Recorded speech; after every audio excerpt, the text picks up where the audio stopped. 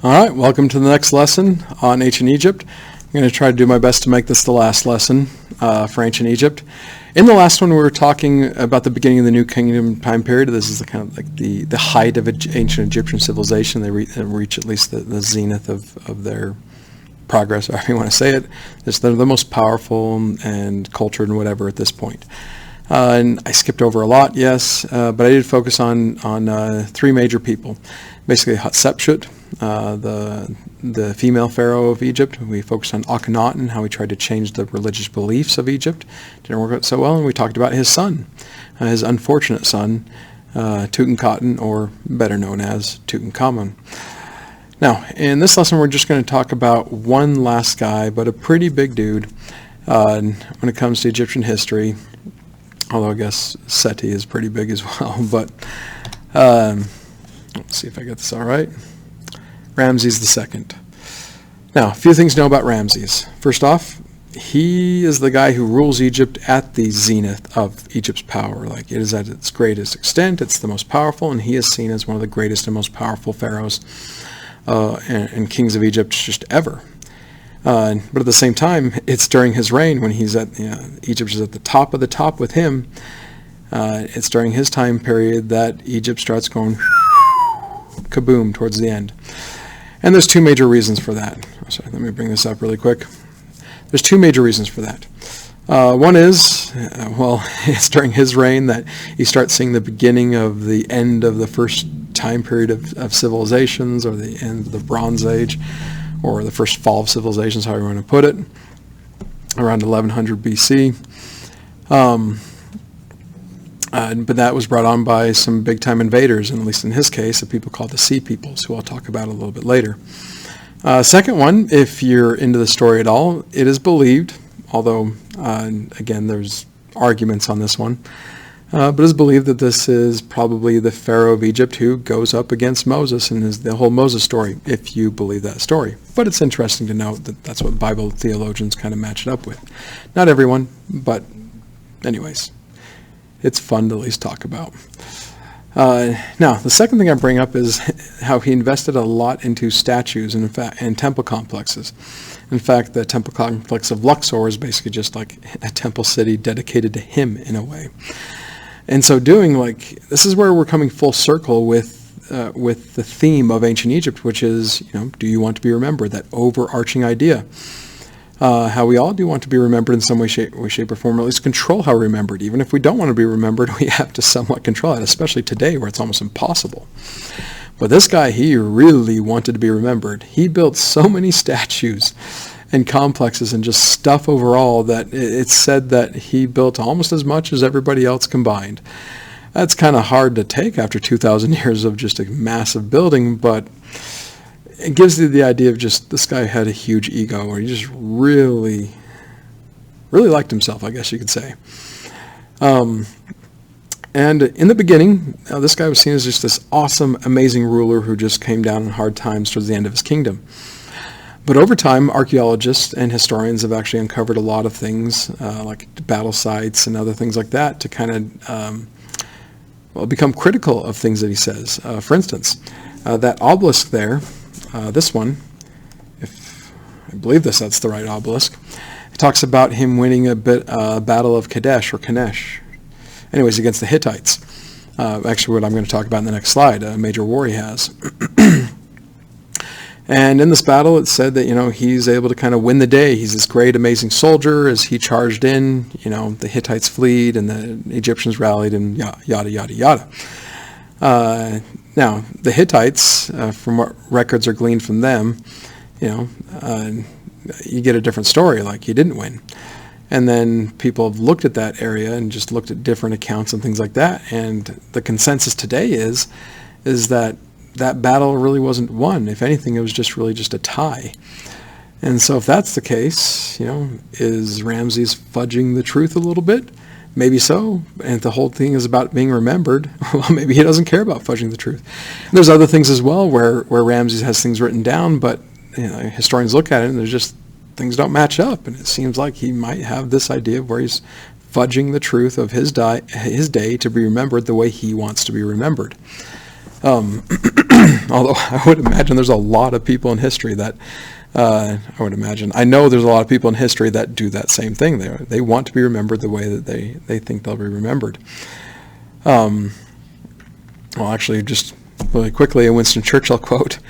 And I said this in a few of the classes. For those who didn't get it, I get a kick out of this one. Is somebody asked Mr. Churchill, by the way, he's the Prime Minister of Great Britain during World War II, the guy who was just known for really standing up to Hitler when no one else would. But he was not well liked. He was a jerk in his time period, so he did not garner many nice, or didn't have a lot of friends, let's put it that way.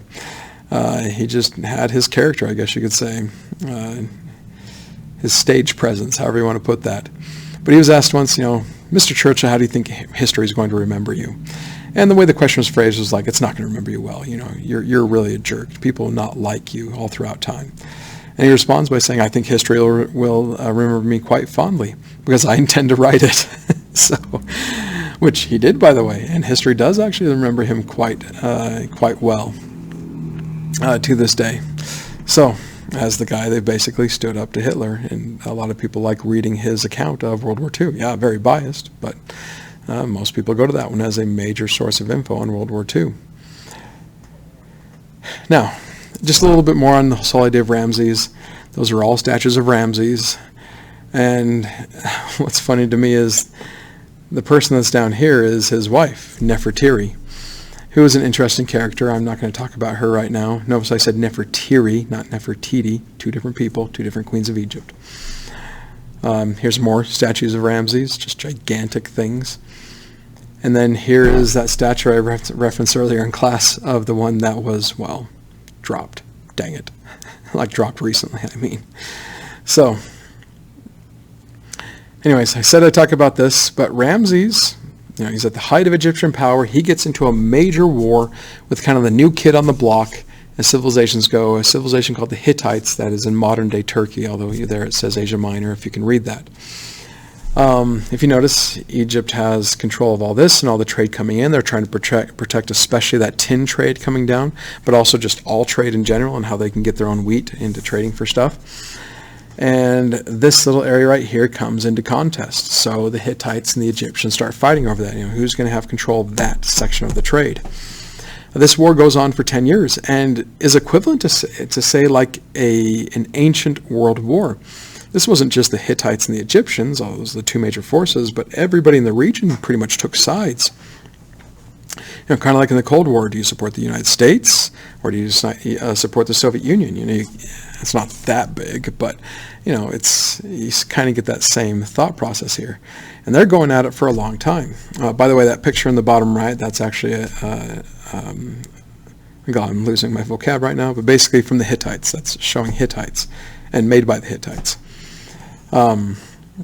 Anyways, the one thing that we believe actually helped the Hittites against the Egyptians, because the Egyptians did have just a massive army and a powerful army at this point, is their weapons were better. It's believed that they're one of the first major civilizations in human history to utilize iron weapons on a mass scale.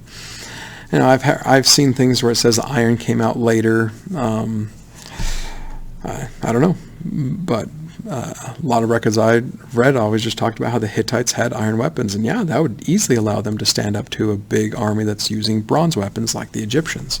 So it's basically back and forth between the two. But the war never concludes, because both of them just get destroyed, you could say.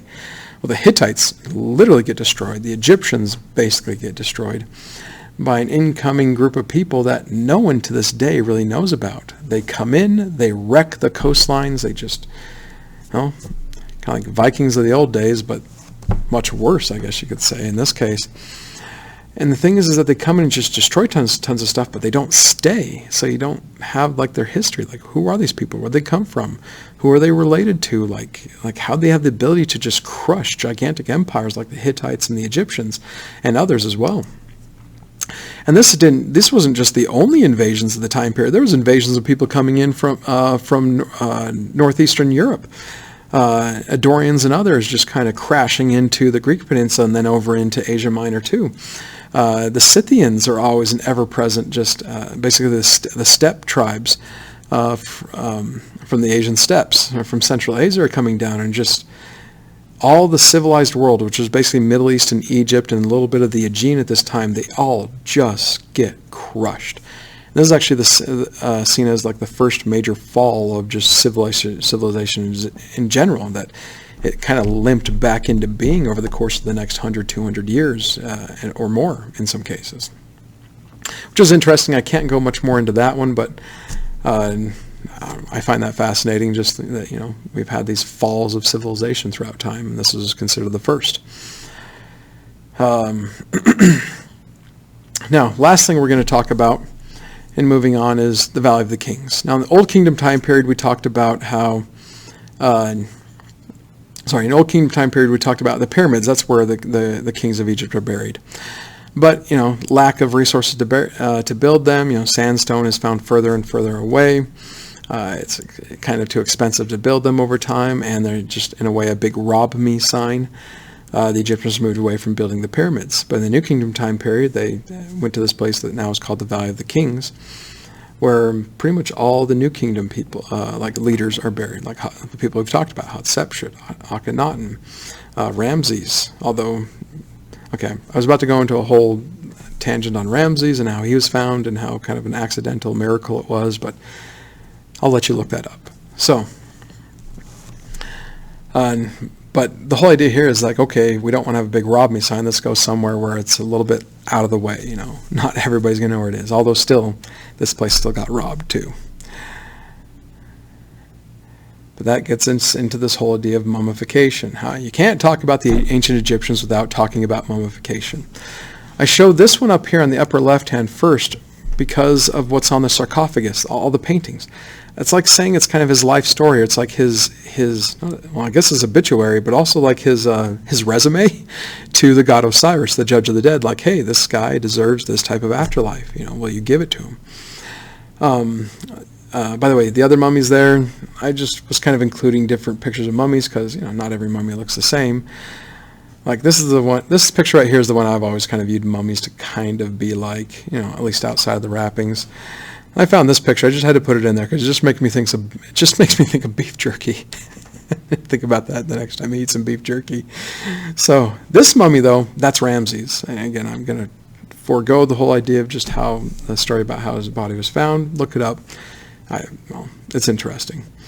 So, but that is Ramses II you're looking at. Now, this is another thing I like to talk about, and that is the scarabs. Like, just to go against the idea of the movie The Mummy has these flesh-eating scarabs. And yes, you could say there's a little bit of precedence to that and just the way they found them. But with these scarabs, they're actually supposed to cover your heart in your mummified situation, or they're supposed to hide, essentially kind of like, if you've done some kind of bad things, you want to hide that from the god Osiris, from the judge Osiris. And so that was really the purpose, and they were viewed more kind of good things, although I guess you could say a form of cheating when it comes to the afterlife. And the jars, if you haven't learned about those before, that's what their organs would be put into that they could put back into themselves once they're in the afterlife. So, last thing to talk about, and actually you don't necessarily need to take notes on this one, but with what you're seeing here is I'm writing down all the different people that just conquer the Egyptians time after time after time, where, you know, I talked about that fall of civilization a little bit ago, with the sea peoples coming in, and actually the only civilization that actually didn't really fall at that point, just go bye-bye at about 1100, 1200 BC, was the Egyptians. They actually survived it a bit. Ramses kind of brought them through, you could say. But they do fall later on because they were just so severely weakened, and they fall first to the Libyans, and the Cushites conquer it from at that point. Then the Assyrians come in and conquer the Egyptians. And then I actually missed a couple there, but the Chaldeans come in and conquer them. Egypt actually gets a brief respite of independence, you could say. But then the Chaldeans conquer them, then the Persians conquer it, then the Greeks come and conquer it from the Persians, and the Romans conquer it from the Greeks. And then it keeps going even further. Then you have the Muslims conquering it from, well, the Romans or the Byzantine Empire. The Eastern Roman Empire becomes a Byzantine Empire. Then you have like the Fatimids, all these different dynasties coming in. The Ottomans, the British finally have control of it, and then in 1960 they actually get their independence from the British, and now they are their own country today. But I just like to show that because, well, The reason why everybody wanted to conquer them is everybody wanted what made them great in the first place, their food. So in the end, I guess you could say what's what they're most remembered for, you could say. So, yes, this will be the last lesson, and I'll see you in the next unit.